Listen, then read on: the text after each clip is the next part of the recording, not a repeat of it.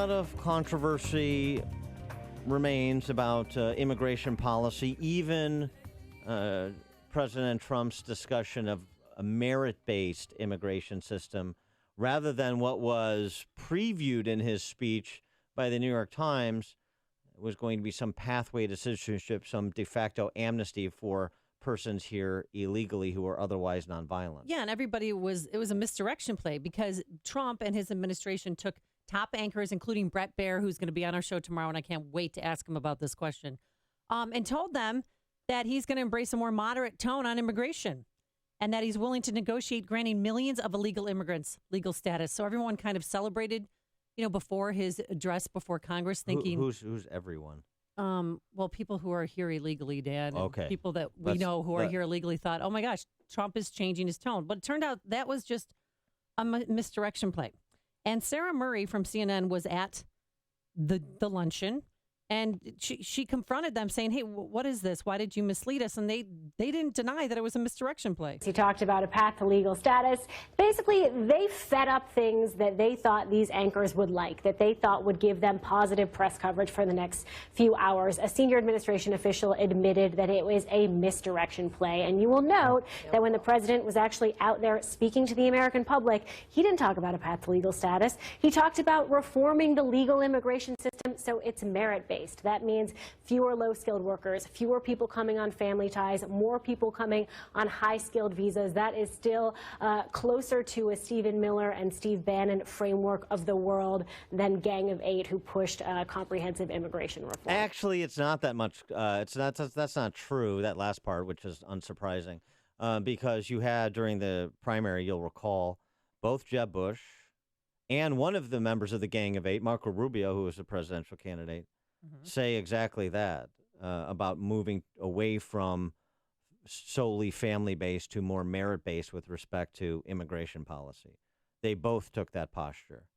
So Sarah Murray, whoever she is, has not done her homework, has short-term memory problem. But that's not the you haven't issue. Seen it. The issue it was is that the primary campaign. Okay, but the issue is that they openly lied to journalists to try and get positive press coverage for Trump's address to Congress. Oh, my gosh.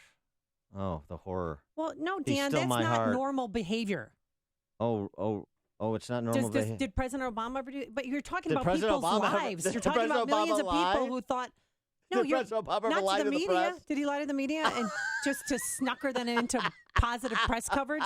He didn't need to do that because he didn't need they to were do it. in They're bed in the with him anyway. tank. But still, the fact that Except Trump the ones did this. kicked off his campaign plane. No, I have a serious problem with this. Yeah. I mean, how could the journalists ever trust Trump and his administration? Right, yes. That trust relationship he has with the D.C. press corps has been jeopardized. Well, we'll ask Brett Baer how he feels tomorrow because he was at that luncheon. For more on these and other topics, we're pleased to be joined again by our friend Dr. Zuhdi Jasser, president of the American Islamic Forum for Democracy, author of the book A Battle for the Soul of Islam. Dr. Jasser, good to have you again. Thank you. Oh, it's great to be with you. Thanks for having me back. And so Trump's tone on immigration policy, the news out yesterday that he is going to remove Iraq from a forthcoming revised executive order that will still include apparently a temporary travel ban with respect to certain countries. Where are you in terms of what you're hearing from the president on this topic in the context of national security? Well, I think, we're going to see a not too changed executive order, but one that's clear, one that engages Congress, and one that, it's sort of a bizarre time in which the rule of law, in which vetting refugees for those who really want to come here because they share our ideas is somehow extreme. It should be normal. I mean, my family escaped the dictatorship and tyranny of Syrians in the 60s because they wanted to come here to be free. They believed in the American laboratory of freedom, and that's what they wanted to come here for, and they waited and did it legally and got political asylum. So, I think it makes sense to take Iraq off. We may be deploying more troops. The president talked about defeating and decimating ISIS. I don't think you're going to be able to do that without putting in some more troops, especially into Iraq. I hope we won't put more troops in Syria. There was some hint that General Mattis was floating that idea. There's a number of reasons why we should not be fighting side by side with the Hezbollah jihadists, the Iranian jihadists and Assadists. But, Having said that, at least these 7 countries, they're governments that we can't trust. Vetting just because they don't belong to terror groups does not mean they deserve to come here, because they could be Islamists, jihadists. And we need to start having a merit-based process so that people that are religiously persecuted, politically persecuted, feel that they're welcome to come here and have a prioritization. Well, should any countries be added to the travel ban, which actually isn't a travel ban, it's called extreme vetting?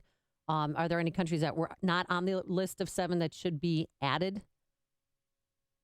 I don't think at the first step they shouldn't, but I will tell you absolutely in the next 6 to 12 months, some countries that we consider our allies, which I've always said are sort of like the firefighters, but also the arsonists in this war, like Saudi Arabia, like Pakistan, and other countries that are cauldrons of radical Islam, some of the Gulf states.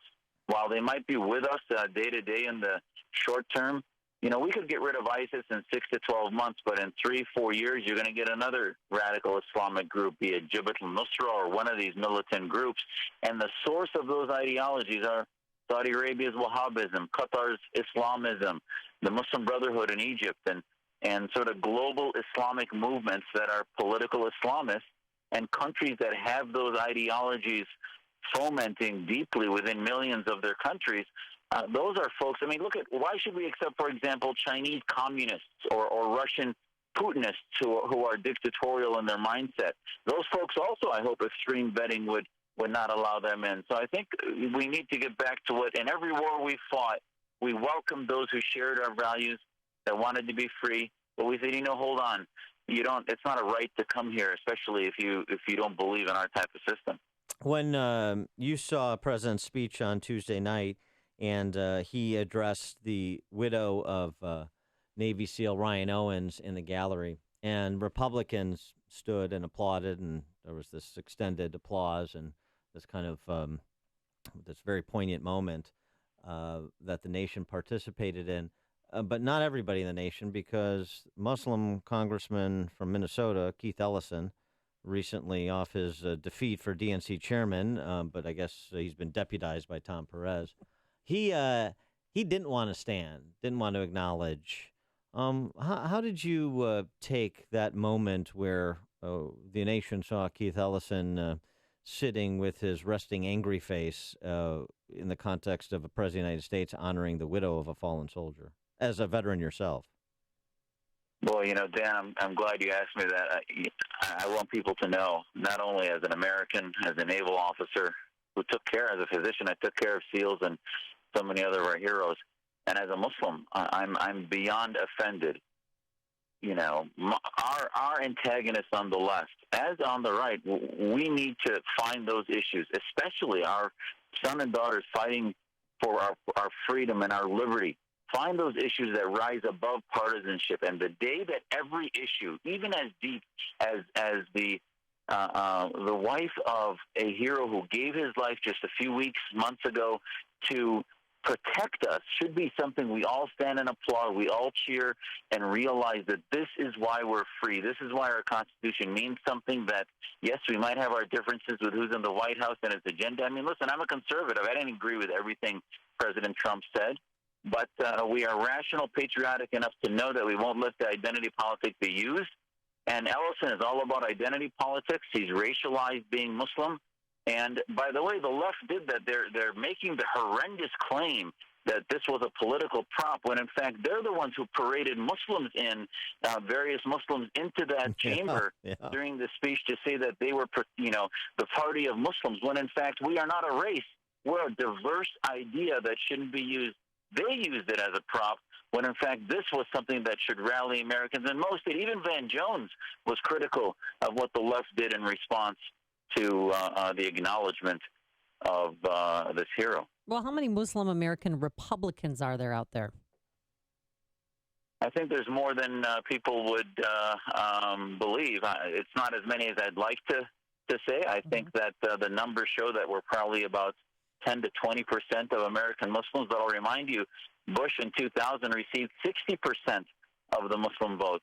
So it shifts quite a bit, because currently our Muslim community politically is dominated by identity groups like the Council on American Islamic Relations and the Muslim Public Affairs Council that are Islamists.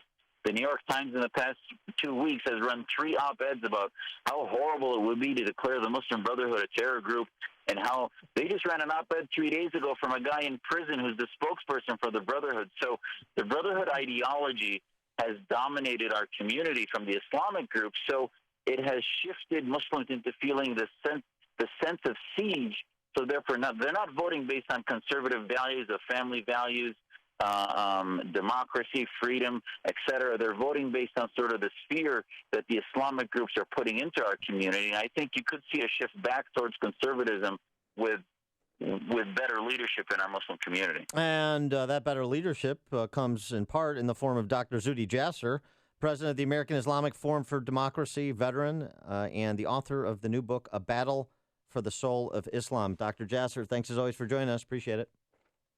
Thank you so much for having me. Appreciate it. And he joined us on our turnkey.pro answer line. You've made this